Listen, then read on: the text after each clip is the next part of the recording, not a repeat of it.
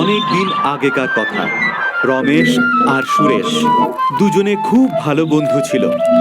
ওরা দুজনে একসাথে লালার জমিতে কাজ করত। সারা দিন ধরে অনেক পরিশ্রম করত, আর সন্ধে হতেই লালা ওদের দুজনকে কিছু টাকা দিত।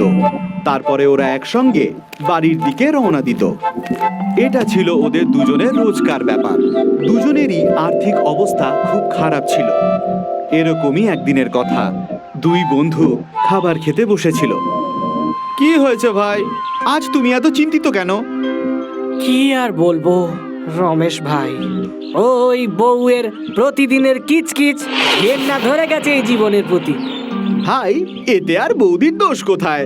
আমাদের অবস্থাই তো এমন। যদি আমরা একদিন না কাজ করি তাহলে বাড়িতে খাবারের জন্য কিচ্ছু থাকবে না। যদি আমরা শহরে গিয়ে কাজ করতে পারতাম। তাহলে কি শহরে গিয়ে পরিশ্রম করলে আমরা বেশি টাকা আয় করতে পারবো? হ্যাঁ, আমাদের ওই প্রতিবেশী ছিল না নন্দন, ও শহরে গিয়েছিল আর 2 মাসের মধ্যে ও এত টাকা রোজগার করেছিল যে ও নতুন বাড়িও বানিয়ে ফেললো। ভাই, এটা তো তুমি ভালোই বলেছো। চলো না আমরাও শহরে গিয়ে অনেক টাকা উপার্জন করি। কথাটা তো ঠিকই বলেছো। আমি আমার বউকে গিয়ে বলে দেখি, আর তারপর বেরিয়ে পড়া যাবে খন। সুরেশ নিজের বাড়িতে পৌঁছায়। বিমলা, তুমি জানো আজ আমি আর রমেশ মিলে একটা সিদ্ধান্ত নিয়েছি। কি সিদ্ধান্ত? শহরে গিয়ে কাজ করার। সত্যি? তার মানে খুব তাড়াতাড়ি আমরাও বড়লোক হয়ে যাব। আমাদের কাছেও প্রচুর প্রচুর টাকা পয়সা থাকবে, গয়না থাকবে। আরে বাহ! আরে রে রে রে রে, আরে দাঁড়াও, একটু ধৈর্য তো ধরো। এখনো তো আমি শহরেও গেলাম না, আর তুমি প্রথম থেকেই টাকার কথা ভাবছো। সুরেশের স্ত্রী ভীষণ খুশি হলো। আর কিছুদিন পর রমেশ আর সুরেশ শহরের উদ্দেশ্যে বেরিয়ে পড়ল। দুজনে শহরে পৌঁছলো, আর সেখানে ওরা যে কাজ পেত সেটাই করত। দুজনে খুব খুশি ছিল, কারণ ওরা শহরে অনেক বেশি টাকা উপার্জন করছিল। দেখতে দেখতে 1 মাস কেটে গেল। আমার গ্রামের কথা খুব মনে পড়ছে। আমারও।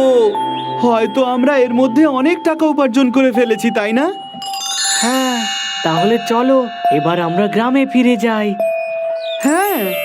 দুজনেই গ্রামের সীমানায় উপস্থিত হলো। শেষ পর্যন্ত 1 মাস পর আমরা গ্রামে ফিরলাম। কত ভালো লাগছে, তাই না? হ্যাঁ ভাই, কিন্তু একটা ব্যাপারে আমার খুব চিন্তা হচ্ছে। কিরকম চিন্তা? এটাই যে আমার উপার্জনের সমস্ত টাকা 1 মাসের মধ্যে খরচ না করে ফেলি। হ্যাঁ ভাই, এইটা তো তুমি একেবারে ঠিকই বলেছো। তাহলে আমরা একটা কাজ করি। এখানে এই যে গাছটা রয়েছে, এখানে আমরা অর্ধেক উপার্জনের টাকা রেখে যাই, আর 1 মাস পরে এসে এখান থেকে নিয়ে যাব। হ্যাঁ, এটা তো দারুণ উপায় বলেছো। দুজনেই নিজের নিজের পুটলি থেকে কিছু টাকা নিজেদের কাছে রেখে দিল, আর অবশিষ্ট টাকা তারা ওই গাছের কোটরে রেখে দিল। দুজনেই গ্রামে ফিরে এলো আর আনন্দে দিন কাটাতে লাগলো। এইভাবে 15টা দিন কেটে গেছে, আর সুরেশ ওর স্ত্রী বিমলার সাথে বসেছিল। তুমি যে কটা টাকা এনেছো না, তাতে তো আমি একটা হারও কিনতে পারলাম না। কে বলেছে আমি শুধু এইটুকু টাকা রোজগার করেছি? তাহলে আমি আর রমেশ আমাদের অর্ধেক টাকা লুকিয়ে রেখেছি। কিন্তু কেন? কারণ আমাদের মনে হচ্ছিল যে আমরা সব টাকা একেবারেই খরচ করে ফেলবো। আচ্ছা, তার মানে রমেশ দাদার টাকা ওখানেই আছে। তার মানে দ্বিগুণ টাকা। সুরেশ রাতের অন্ধকারে ওই গাছের কাছে গিয়ে পৌঁছলো, আর গাছের কোটর থেকে 2টো পুটলি বের করে নিল। এভাবে 1 মাস কেটে গেছে। এবার দুজন ওই গাছের কাছে এসে পৌঁছয়। প্রথমে রমেশ গাছের কোটরেতে হাত ঢোকালো। ভাই, এখানে তো পুটলিগুলো নেই। কি? আমায় দেখতে দাও।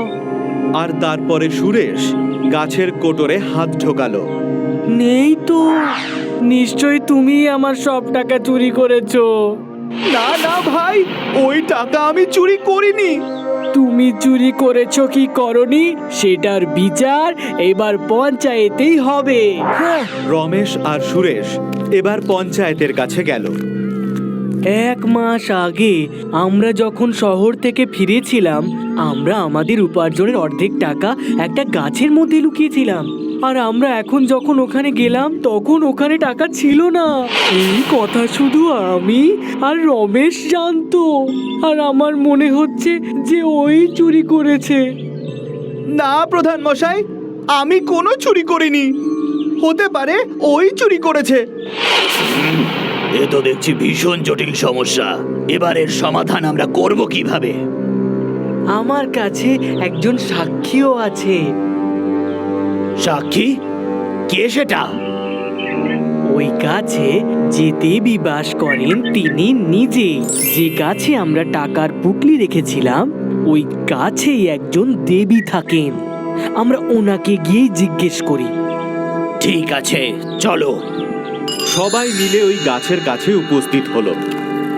হে দেবী, আপনি বলুন আপনার কাছে রাখা টাকার ওই পুটলি দুটো কে চুরি করেছে? কিছুদিন আগে মাঝরাতে রমেশই ওই টাকার পুটলি চুরি করে নিয়েছে। কি? তুমি মিথ্যে কথা বলছো? এক্ষুনি আমি তোমার মজা দেখাচ্ছি।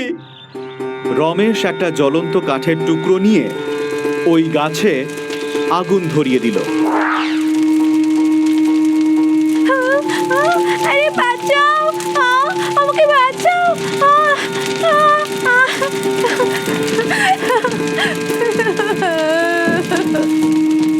ওখানে দাঁড়িয়ে থাকা লোকেরা বিমলাকে গাছের কোটর থেকে বাইরে বের করে ওর প্রাণ বাঁচালো। তাহলে এই ছিল গাছের কোটরে বাস করা দেবী। আমি তোমার কাছে এটা আশা করিনি বন্ধু।